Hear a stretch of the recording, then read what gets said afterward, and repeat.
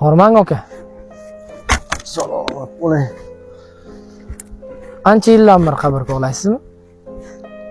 Ancha yildan qabr kovlaymiz. Sizdan bir narsa so'rasam maylimi? So'rang, ukam, so'rang. Qabr ichi rostdan ham azoblimi?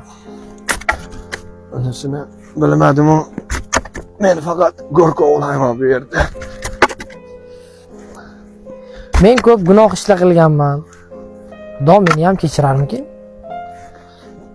Astoydil tavba qilsangiz, balki kechirar. Tavba qilmasachi?